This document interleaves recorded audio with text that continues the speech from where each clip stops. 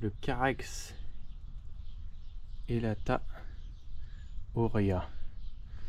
C'est un des plus beaux carex car au niveau du feuillage, il permet de faire de très beaux contrastes. Le feuillage est jaune. Il est, on va dire, semi-persistant dans le sens où lorsque le feuillage se dessèche totalement, le nouveau feuillage ressort assez vite et assez tôt en saison. C'est un carex qui démarre relativement tôt. D'ailleurs, fin avril, on voit déjà les épis de fleurs. Alors le feuillage est jaune avec un léger bord vert.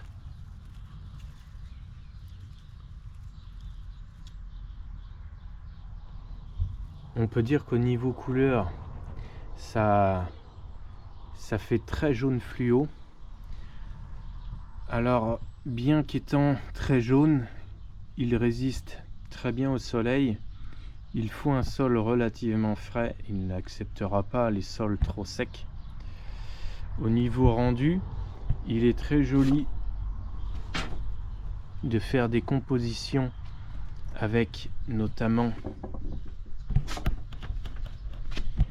d'autres graminées, que ce soit des graminées à feuilles bleues, des graminées vraiment vertes. Ici, il est juste à côté d'une agapanthe parce que l'agapanthe a besoin, on va dire, d'une petite protection, d'avoir des copains à côté. Alors j'ai placé une agapanthe qui fait un petit peu un contraste quelque part. Alors nous sommes début mai, le carex a déjà développé tout son feuillage. À cette époque, il est vraiment magnifique. Je ne l'ai absolument pas touché. Donc actuellement, on peut observer le vieux feuillage qui est resté sur la plante. Alors le vieux feuillage de l'année dernière est totalement sec. J'aurais dû évidemment couper le vieux feuillage à ras du sol il y a environ 2 mois quand le nouveau feuillage sortait, mais sachant qu'on n'a pas eu du tout d'hiver, tout compte fait, la plante est restée assez décorative tout l'hiver, bien que j'avoue qu'il y ait tout de même eu quelques semaines où la plante n'était pas forcément très jolie puisque la majorité du feuillage était grillé.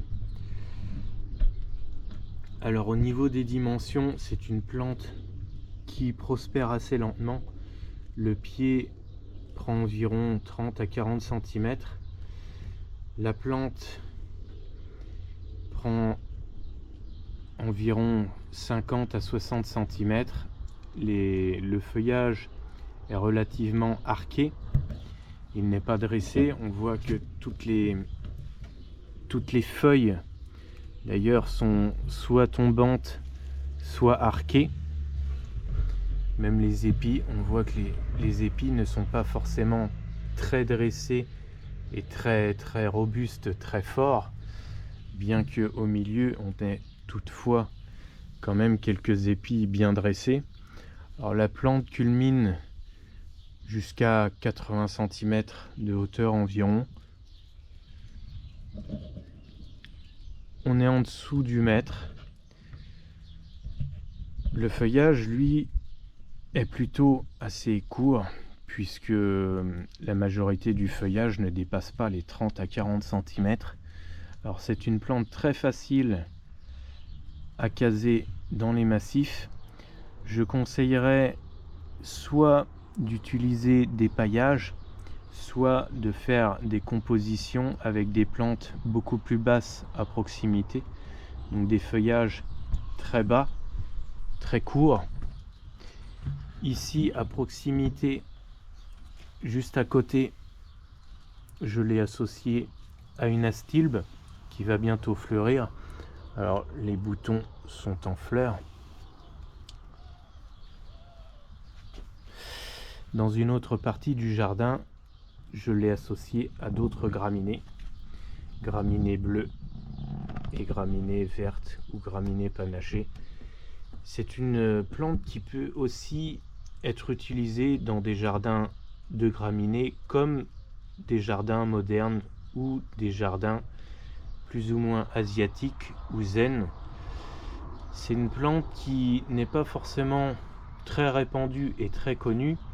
En pot, elle n'offre pas du tout cette exubérance et elle ne fait pas forcément très envie, mais tout compte fait, c'est une superbe plante et je pense que c'est vraiment l'une de mes graminées préférées.